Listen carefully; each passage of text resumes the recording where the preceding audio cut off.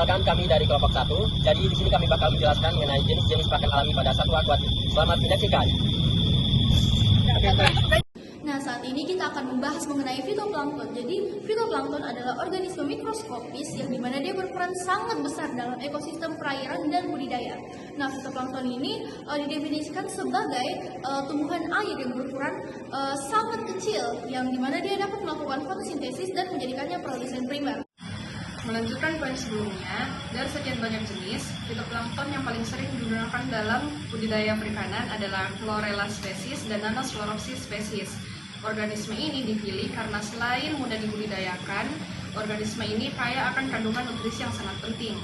Fitoplankton menyediakan berbagai jenis nutrisi seperti protein nabati, berbagai vitamin, serta pigmen yang esensial. Kandungan nutrisi yang sangat lengkap ini berperan vital dalam mendukung pertumbuhan larva serta meningkatkan keberlangsungan budidaya perikanan. Selanjutnya itu zooplankton seperti Paradamia spesies dan juga Artemia spesies, yang dimana merupakan pakan alami yang sangat penting bagi budidaya perikanan karena dia ini memiliki protein dan juga lemak yang tinggi. Paradamia spesies sendiri, dia ini berbentuk oval dengan karapace pelindung. Dia juga mengonsumsi partikel organik serta memiliki kandungan protein sekitar 45,65%, yang dimana itu dapat membantu dalam pertumbuhan dari larva ikan.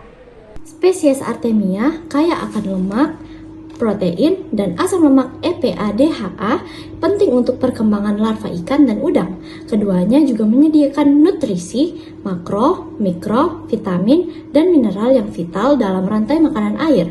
Singkatnya, Daphnia dan Artemia adalah pakan bernutrisi tinggi yang mendukung pertumbuhan dan kelangsungan hidup larva, ikan, dan udang di budidaya perairan. Alga merupakan alga atau rumput laut berukuran besar yang hidup menempel atau mengapung di perairan.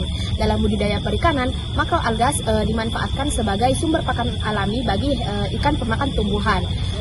Contoh makroalga yang sering dimanfaatkan dalam kehidupan sehari-hari adalah Gracilaria dan Ulva. Konsumen utama dari makroalga adalah ikan herbivora seperti bandeng dan beberapa jenis ikan air payau lainnya.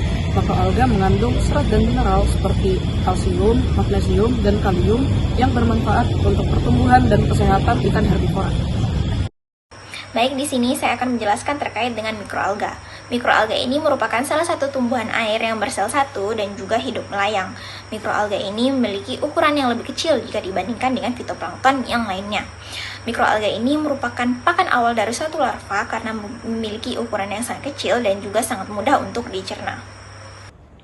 Jadi, untuk contoh mikroalga yang sering dimanfaatkan adalah spesies Spirulina dan Navicula. Konsumen utama mikroalga adalah larva berbagai jenis ikan dan udang. Kandungan utama mikroalga meliputi pigmen alami seperti vicocyanin serta vitamin yang berperan penting dalam meningkatkan daya tahan tubuh larva.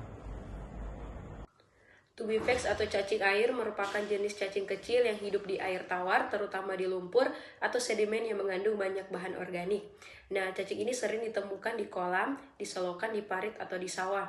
Jenis cacing tubifax yang akan kita bahas di sini, yang pertama ada tubifax yang disebut biasanya sebagai pakan hidup karena gampang ditemukan dan bergizi. Yang kedua ada Limnodrilus homesteri, tubuhnya ini lebih halus dan pucat dari tubifax. Dan yang ketiga ada Branchiura sowerbi yang biasa ditemukan di dasar perairan yang berlumpur. Nah, ketiga ini merupakan cacing bersegmen yang sering hidup berdampingan. Jadi, adapun konsumen dari cacing air itu adalah hewan-hewan yang hidup di perairan air tawar, seperti ikan-ikan kecil, belut, larva, serangga air, ataupun beberapa burung yang biasanya hidup di perairan air tawar. Kemudian, tujuan mereka mengkonsumsi cacing air itu sebagai sumber energi ataupun sebagai sumber protein mereka. Kemudian, kandungan yang dimiliki oleh cacing air atau tubifax itu memiliki kandungan protein yang tinggi sekitar 50-60%, juga mengandung lipid dan asam amino esensial. Baik, selanjutnya ada cacing tanah jenis Lumbricus ruberus. Nah, cacing tanah jenis Lumbricus ruberus adalah cacing tanah yang paling banyak digunakan dalam pakan alami karena dikenal dengan nutrisinya sangat tinggi sehingga dapat membantu pertumbuhan dari hewan konsumennya. Dan ada pun konsumen dari cacing jenis ini yaitu ada ikan mas, ikan nila, dan berbagai ikan air tawar karena dicerna oleh ikan. Nah, cacing ini biasanya itu digunakan untuk budidaya ikan di kolam maupun di akuarium dan Kandungan nutrisi yang terdapat pada cacing tanah atau Lumbricus rubellus diantaranya ada protein, ada asam amino esensial, lipid atau lemak, mineral, dan vitamin. Nah, nutrisi tersebut berperan penting dalam proses pertumbuhan pada ikan, membantu proses metabolisme pada ikan, membantu fungsi enzim, menjadi sumber energi pada ikan. Selain itu, cacing tanah juga ini bisa dikatakan sebagai pakan yang fleksibel. Mengapa? Karena dapat mengurangi biaya produksi pada pakan untuk ikan. Selanjutnya ada serangga air. Serangga air merupakan serangga yang hidup sebagian atau seluruh fase hidupnya berada di dalam air. Serangga air juga memiliki peran penting sebagai pakan alami dari satwa akuatik. Serangga air juga berkontribusi dalam jaring makanan perairan serta sebagai sumber energi yang sangat baik, di mana serangga air ini memiliki kandungan protein rata-rata 59,55%. Selain itu, serangga air juga mengandung asam amino esensial yang lebih dari 45% dan juga kaya akan asam lemak penting yang mendukung pertumbuhan ikan dan juga pertumbuhan organisme lainnya. Salah satu contoh dari serangga air yang ada di sungai itu adalah Simulium vittatum. Detritus merupakan bahan organik mati yang berasal dari guguran daun, ranting, bagian tumbuhan mangrove maupun sisa organisme seperti feses dan bangkai yang jatuh ke perairan kemudian mengalami proses penguraian. Detritus terbentuk ketika serasa mangrove terutama daunnya terurai oleh aktivitas bakteri dan alga sehingga berubah menjadi substrat yang kaya nutrisi dan menjadi sumber makanan bagi organisme pemakan detritus.